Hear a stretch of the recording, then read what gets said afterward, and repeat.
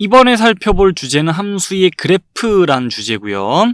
우리 이전에 함수에 대해서 얘기를 하고 있었죠. 거기서 못다한 내용들이 좀 있어요, 얘기를. 그래서 플러스 알파적으로 참고 삼아 이번 영상 초반부에 얘기를 좀 하고 함수에 대해서 얘기 못다한 것들 쭉 한 다음에 이번 시간에 본격적인 주제죠. 함수의 그래프란 무엇인가에 대해서 얘기를 해볼 겁니다. 우리 어떤 걸 보고 함수의 그래프라 하는지 얘기를 할 거고요. 앞으로 우리 함수의 그래프 볼 일 정말 많거든요. 그에 앞서서 교양 삼아 꼭 들어봐야 될 내용들 들어보고 간다라고 생각해 줬으면 좋겠고, 그럼 얘기 시작합니다. 그림이 띄어져 있어요. 두 집합 간의 대응이고, 요런 대응을 보고 우린 함수라 부를 수 있는 거 맞죠? 왜 함수라 부를 수 있는 거죠? 거기에 대해서는 지난 시간에 너무 자세히 얘기했기 때문에 그냥 그 말은 좀 생략하겠습니다. 자, 요런 두 집합 간의 대응을 우린 함수라 부를 수 있고, 그 함수에다 우리가 이름을 붙여서 지칭해 줄 때가 많습니다. 알파벳 소문자를 활용해서. 그래서 뭐 스몰 f, 스몰 g, 스몰 h 요런 식으로 알파벳 소문자로 함수에 이름을 붙여준다 생각하면 되겠고, 요 대응, 요 함수를 함수 f라 하자면, 함수 f는 집합 x에서 집합 y로의 대응이잖아요. 그걸 의미하는 기호가 또 있어요. 요런 표현이 책에 실제로 등장을 하는데, 요거는 자, 함수 f는 집합 x에서 집합 y로의 대응이야 라는 걸 의미하는 기호예요. 근데 요런 표현은 앞으로 볼 일이 좀 드물어질 거예요. 학년이 높아지면 높아질수록 오히려 수식으로 함수에 대해 소통할 때가 많습니다. 요 수식은 어떤 표현으로 받아들여주면 되냐면, 지금 집합 x, 정의역의 원소 x가 함수 f에 의하여 공역 y, y의 원소 y로 대응한다라는 걸 의미하는 식이에요. 집합 x의 원소 x가 함수 f에 의하여 집합 y의 원소 y로 대응한다. 그래서 구체적으로 이제 숫자를 투입해갖고 식을 적어보자면 이런 거예요. 지금 1은 2로 대응하잖아요.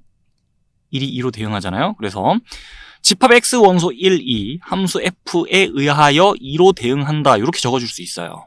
함수 f에 의하여 지금 두 원소가 대응하고 있죠. 요 장면이 수식으로 얘기하자면 이렇게 적힐 수 있고, 요 수식을 보면 우리는 이런 장면을 생각해 줄 수 있는 거예요. 화살이 날아간 장면을. 자, 그래서 나중에 이런 표현이 등장하잖아요. 1에 대응하는 함수값은 2구나 라고 생각해 주면 됩니다.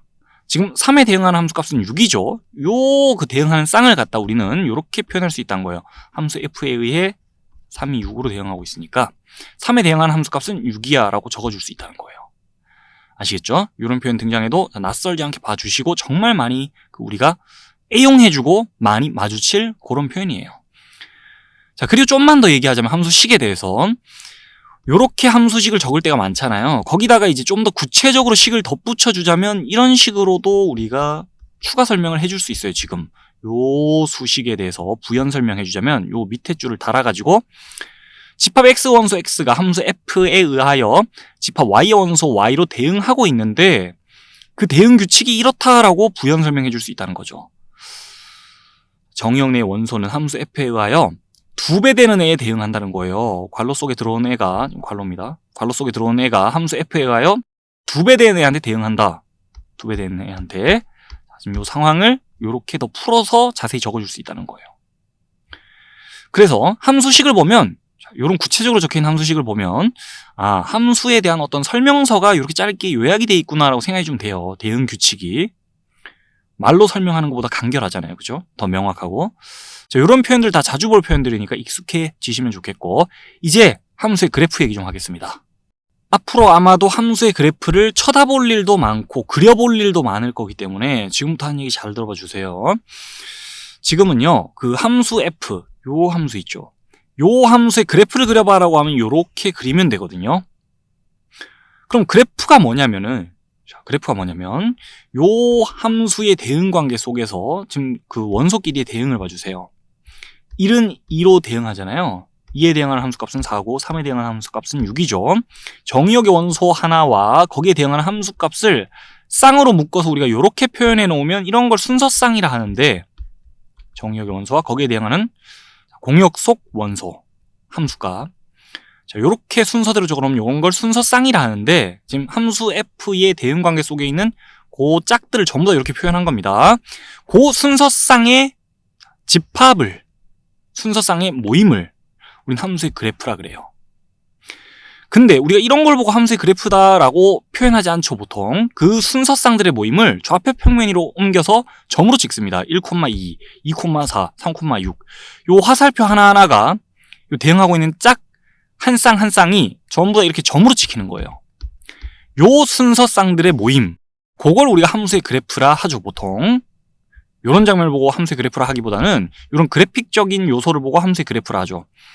자, 그래서 함수의 그 대응 관계 속에 있는 요 쌍 하나하나, 이 화살표 하나하나가 전부 다 지금 점으로 찍힌 거예요. 좌표 평면 위에다가 정역 속 원소와 공역 속 원소가 이렇게 대응한다는 걸 직관적으로 나타내주고 있죠. 함수의 그래프 뭔지 알겠죠? 그런데 이제 우리가 지금 대응 규칙이 정역 속 원소가 공역 속 원소로 대응할 때 2배 돼갖고 대응한다 그랬잖아요. 그래서 지금 yNFX라는 함수에 대해서 이렇게 부연 설명할 수 있다 그랬죠. 이 함수 f는 정의역 속 원소를 2배 시켜서 대응시켜. 그렇게 함수에 대한 대응 규칙을 이렇게 짤막하게 적을 수 있는데, 수식을 통해서 이 fx에 대해서 부연 설명하자면 이렇게 적을 수 있다 그랬고, 지금 fx는 2x니까 이 자리에 2x를 적을 수 있는 거잖아요. 우린 지금 이 함수의 그래프를 보고 있는 거예요. 1차 함수의 그래프를. 근데 1차 함수의 그래프 이렇지 않잖아요. 그 왜 그렇습니까? 일반적으로 함수에 대해서 얘기할 때 아무 말 없으면 정의역과 공역을 실수 전체의 집합으로 간주합니다. 정의역이 뭐고 공역이 뭐고 막 이런 얘기가 없으면 보통 함수에 대해 얘기할 때 일반적으로 정의역과 공역을 실수 전체의 집합으로 간주하고 얘기를 해요. 아무 말 없으면 정의역 공역에 대해서 그냥 정의역 공역이 실수 전체 집합이구나 생각해주면 됩니다. 앞으로는. 그래서 정의역 공역이 실수 전체 집합이라면 여기 안에 원소가 무수히 많을 거 아니에요. 루트 2도 있고 마이너스 1도 있고 마이너스 100분의 1도 있고 0도 있고 막 그럴 거 아니에요. 그러다 보면 0은 0으로 대응하고 루트인 2루트 2에 대응하고 마이너스 2분의 1은 마이너스 1로 대응하고 막 그런 게 다 점으로 찍히면 점이 무수히 많이 늘어서요. 점이 무수히 많이 늘어서면서 이런 모습이 나옵니다. 우리가 잘 아는 그런 1차 함수의 그래프죠. 자, 이거는 정의역이 실수 전체의 집합일 때의 얘기예요. 아시겠죠? 정의역 공역이 일반적으로 실수 전체의 집합이다 보니까 우리가 요 함수의 그래프 그려봐 라고 하면 요렇게 그리죠. 근데 지금 정의역 공역이 이런 상황에서는 함수의 그래프 그려봐 라고 하면 요렇게 그리는 게 맞겠죠. 함수의 그래프 뭐라고요? 자, 정의역과 그리고 공역 안의 원소가 대응하고 있는데 지금 그 대응 관계 하나하나를 전부 다 좌표 평면으로 옮겨 놓는 거예요. 순서쌍들의 집합인 거예요. 함수의 그래프는. 아시겠죠?